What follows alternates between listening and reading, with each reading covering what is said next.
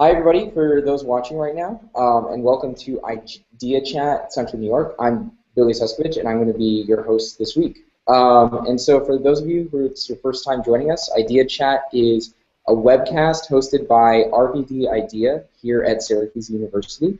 We sit down about twice a month with inspiring members of the entrepreneurial community, and we talk about their work and their experiences. In the past, we've covered topics related to startups, technology, design, media, and much more. And this week we'll be talking about product development and the evolution of new ideas. Before we bring our guest on, though, I want to invite you all to follow along with us on Twitter. We have the hashtag IdeaChatCNY. Tweet at us, and send us your questions and comments, and we'll get to them a bit later. And so today we're going to be talking with Andrew Farah, who we have online right now. Andrew is the co-founder of Density, an app and hardware solution that allows businesses to publish how many people are in a location in real time. And it's from the same team that runs Rounded, a software consultancy agency based here in Syracuse, New York. Andrew is a 2011 graduate of the Information Management program at the iSchool and a 2009 graduate of SU's writing program. Andrew now lives and works in San Francisco, California with his wife, Dory, and their English Shepherd, Indiana. So without further ado, Andrew, we have you online. How's it going? It's going well. It's very warm right now here in San Francisco. Yeah. What's the temperature out there right now? I don't know, enough to sweat, I'd say. But it's also nice because in October, for whatever reason, San Francisco has an Indian summer, so it's much warmer than the majority of the East Coast. Cool. Hopefully I can experience that sometime soon as well. How about to start off, you just tell us a little about yourself. You have some experience here in Syracuse, and you're out in San Francisco working on some cool stuff. So give us a little overview before we go into the questions. Sure. So I'll start with sort of the cool thing.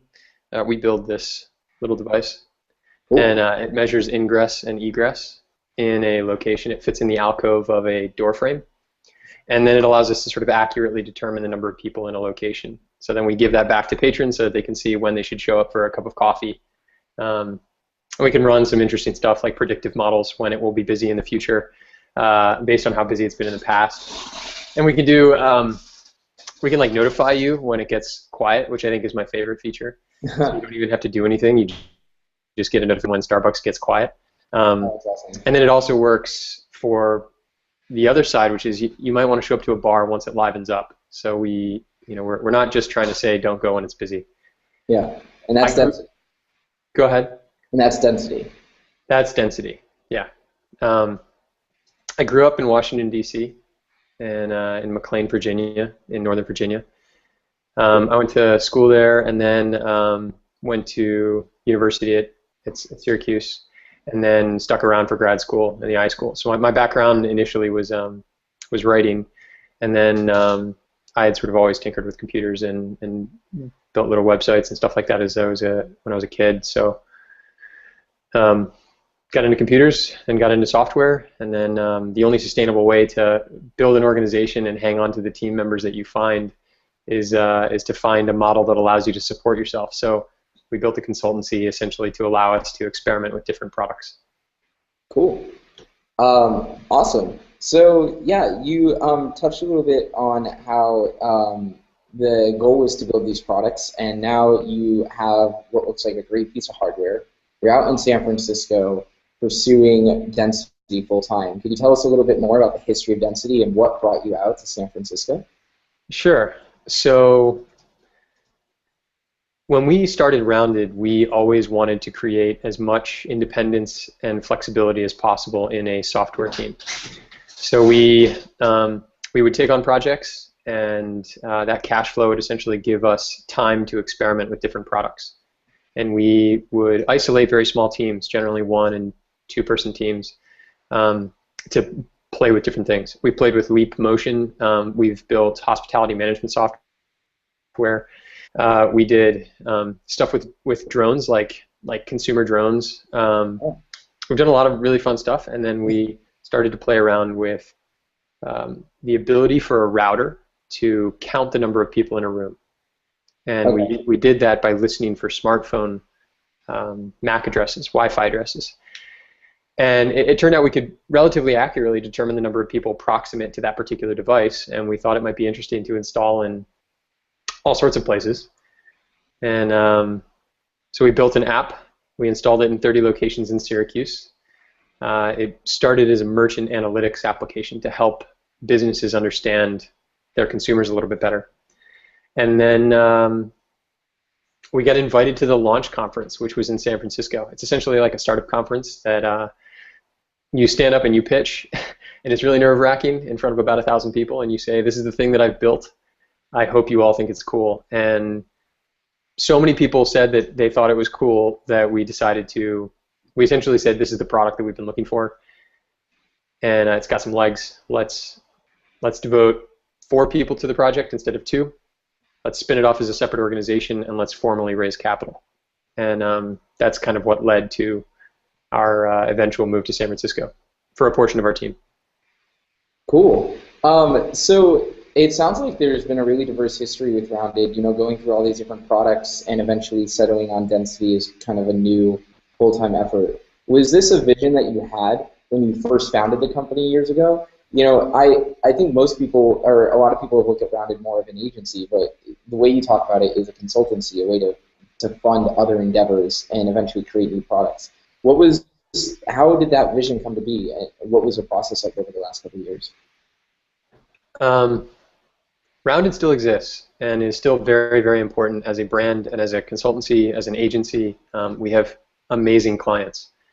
When we sort of began, we found the people first. I think a lot of times people congregate around a problem or a product, and they essentially become a team. In our case, we found the team first, and so we had to figure out a way to stick around together.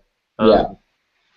So, we were fortunate enough to be able to have a skill set that allowed us to do work with people who aren't necessarily, with clients who aren't necessarily in our backyard in Syracuse. So we could entertain projects from Miami and New York City, and a lot of our clients are in Syracuse, New York, actually. But that kind of flexibility allowed us to, not raise outside capital and still be able to play around with interesting products and projects. Gotcha. So I feel like in a way, for especially the different student entrepreneurs we have watching, that what is happening right now with Density is kind of the holy grail for a lot of people. You're invited to pitch at a big conference. You had a lot of success. How has that process been? Has there been, namely, like what are new struggles you're facing moving out to San Francisco and trying to make it with this product? Is there anything that you've encountered unexpected at this stage where a lot of people just kind of blindly want to get there? Yeah, I mean, that's a huge number of questions with a ton of different answers. Yeah, well, let's start off with one and we can go from there. All right. It is enormously challenging to build a bidirectional door counter. It's so hard and so much harder than we expected. This is actually a 3D printed case. We'd never done 3D printing before, so Cool. We had to buy a Chinese knockoff of a MakerBot and then calibrate it properly, and our builds were bad, and that was really challenging. And then we figured it out. We quickly realized that a consumer application was much more interesting than a merchant application, and that only happened by showing people the product and sort of getting shut down. Merchants don't really care about analytics if they're small enough. If they're a little bit large, they might care a little bit about analytics. But what about the consumer? I might like this data. And that sort of led to interesting, conclusions. One of the most challenging things I think is if you've never raised money before, you have to learn what not to do while you're doing it wrong. And that's something that you learn as a team, not just as an individual going out to raise capital. You figure out what people are looking for, and all of a sudden one day, the 3 or 4 or 17 or 72 people that you've talked to over the course of 6 months finally align into a very small group of people that are I 100% believe in this particular team. I think this is an awesome vision, and here's capital to continue running.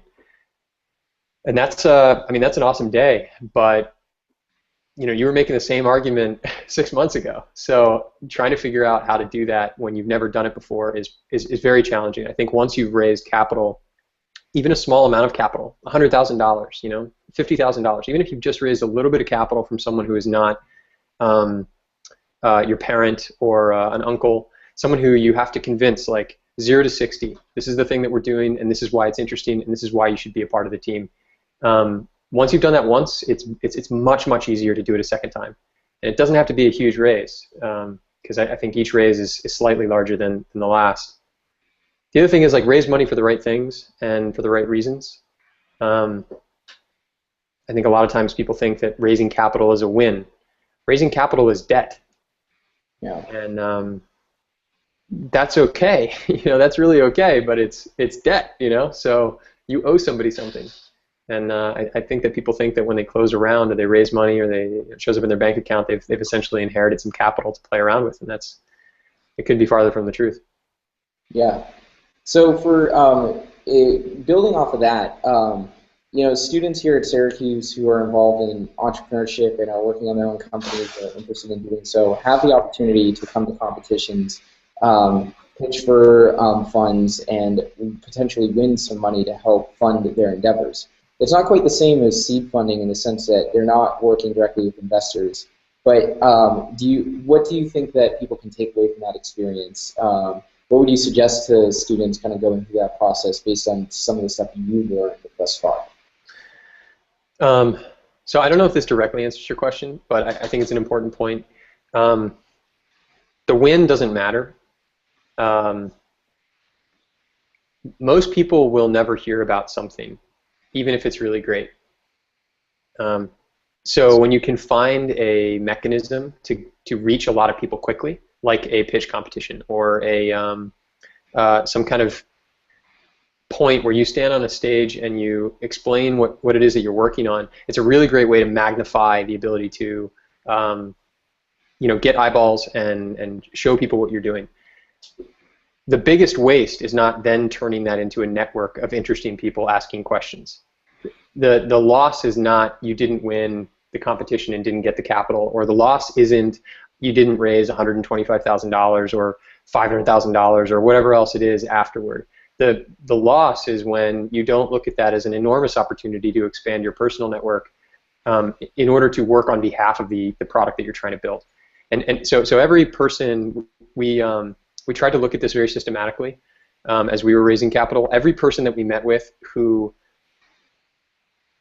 was someone who had seen us at launch, or we were introduced to them as a result of launch, we put on sort of a map, and at the end of that meeting, we would ask for 2 introductions, a minimum of 2 introductions. Okay, you're not interested, that's okay. Do you have 2 people who you think this might be an interesting space for? And if we didn't walk away with a yes, and we walked away with an introduction, that was a huge win.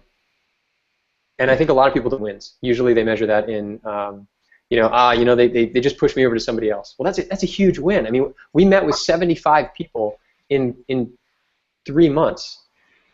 I mean, you're only going to convince a small portion of those people to believe in your product, especially if they do this regularly. Yeah, and that's a really good point too, because in that kind of situation, by going up there and pitching, you really have a great conversation starter and a way to make a meaningful connection with somebody.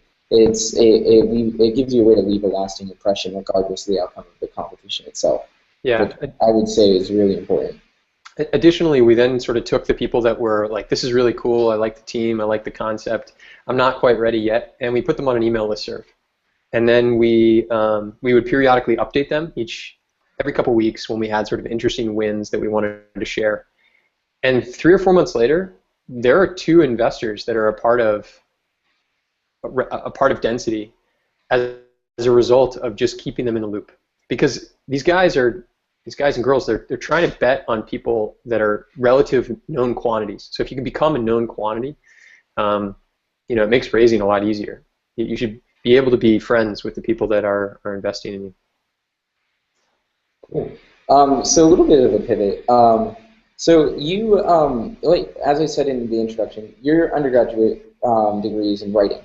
And it's very clear that, at least from my perspective, that you take that and apply it in what you do at Rounded. For those who haven't, I would suggest going to watch Andrew's pitch at the launch conference because it's incredibly articulate and it's clearly very well. It's a story. It's well thought out.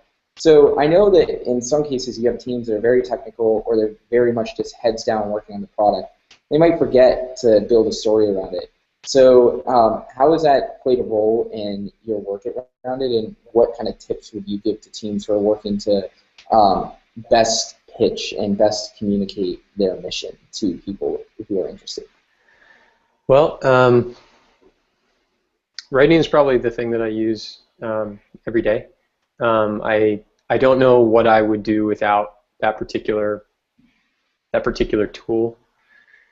There's an interesting saying that 37 Signals has. They say all things equal, hire the better writer. And it's because at the end of the day you have to communicate, whether it's with your team or your customers or on a marketing website or in front of a bunch of people when you're pitching or with investors, or you have to communicate. And you have to know when to be brief and when it's okay to sort of expound on something. I would say that I think the best tip that I might be able to give is just read your stuff out loud. It's a really good way to identify where commas should be, where you should separate two different thoughts into two different sentences. What sounds good to somebody who's reading it. People don't realize that many people, when they read, they have an internal voice talking. I certainly have an internal voice, and if you're essentially like designing it for that internal voice to say it well and it sounds interesting, that's I think that's a sort of a good method. It's sort of a shortcut. And then the other thing I would say is I believe that writing is design. A lot of things are design, but writing is one of the clearest forms of the way. Shay Colson, who's a graduate of the IM program as well, a year ahead of me, he said once that writing is the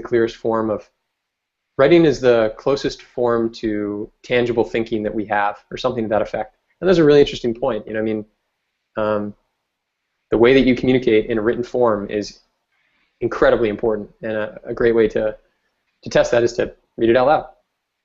Yeah, I could not agree more. Thanks. So we have a question that's come in from Erin Miller, who's actually down in South America right now studying abroad, so she's watching from afar. That's awesome. And so she asks, how does dynamic work with density in Central New York and San Francisco affect you? How can I be a successful startup team member in a different location? Download Slack.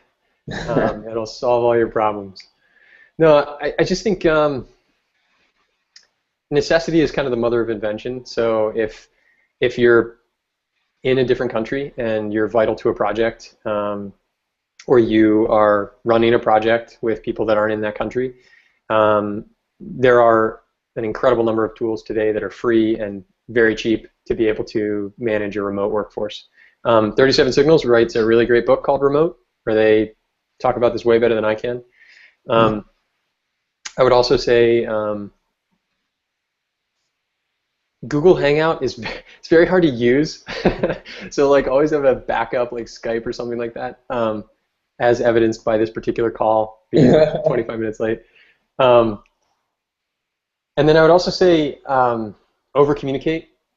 Figure out ways and reasons to talk to one another, and whether it's through text or it's through video or phone calls, there's something that you don't realize you have when you're in person with somebody, and it's a litany of different conversations that you just simply don't have when you're at a distance. So over communicating, I think, is I guess a good idea. Cool. So it actually relates to another question I had for you, which just regards more of the team that is rounded in density. So you mentioned earlier that you found this really good group of people that you wanted to work with, and then you wanted to find a way to make it work. So you kept testing out products and going through different ideas. And now on the other hand, other people are kind of getting married to a product and kind of go through team members and so forth. So there's kind of two different models. How has your team how has that really helped you succeed? And also, as a second part, how would you suggest when to know to move on to the next step? Because Rounded seems to have done that a lot over the years. To move on to the next step. You said you've experimented with a lot of different products. Sure. And clearly, you guys have gotten good at identifying when is the right time to move on, pivot, as it were. Yeah. I mean, in terms of like when to kill a project, you can only learn by doing. You're going to do a project for a little while, and you should start to see. I think a good rule of thumb is to measure progress in 3-week increments. 3 weeks is long enough that you should be able to sufficiently accomplish something, whether it's like follows or email signups or customers that you've talked to, which it should be like number one. But it's short enough that like you're not like, oh, I got to put this off. Like it's showing up. 3 weeks is a short period of time. I would say that's one. The other thing is there's a guy named Bill Walsh. He created Avid, which is like the video editing software, sort of the original video editing software that was sort of commercialized and made really cheap for the public. And he said founders often spend so much time designing the product that they forget to design the organization. And what ends up happening is not that the organization doesn't get designed, but rather that it gets designed by other people, whether that's investors or advisors or employees or whatever else. And so time goes by, and then that founder looks up from the thing that he's been fixated on, the product that he cares so deeply about, and he realizes that the organization does not resemble anything that he initially intended to build. And he's a part of that organization, even though the product is now no longer the primary focus. So I don't. Density is awesome. I'm really excited to build Density. I think it's solving a really important problem. I think there are an immeasurable number of potential byproducts as a result of doing this.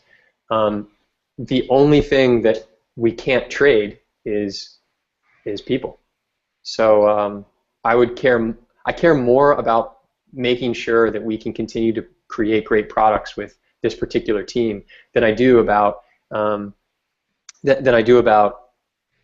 fixating on one thing so much that everything else falls by the wayside. Gotcha.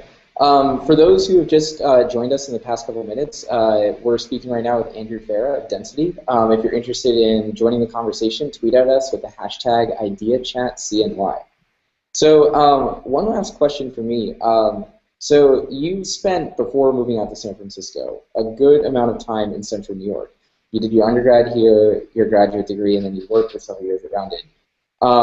So what do you see as kind of now living in San Francisco? What do you miss about Central New York, and what do you any tips for teams that are just getting started in this area? Yeah, I miss the people.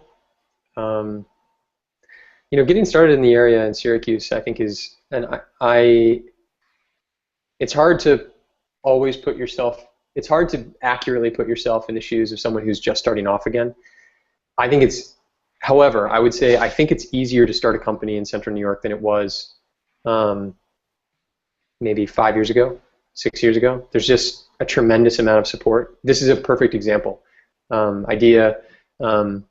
The programming that runs through the iSchool, the programming that runs through Whitman now, the programming that runs through Newhouse, Spring Break in Silicon Valley, the Tech Garden essentially being at capacity. I remember when I first showed up to the Tech Garden, they had something like half the place full and half the place empty. And that could be an exaggeration, but it was something that was noticeably empty.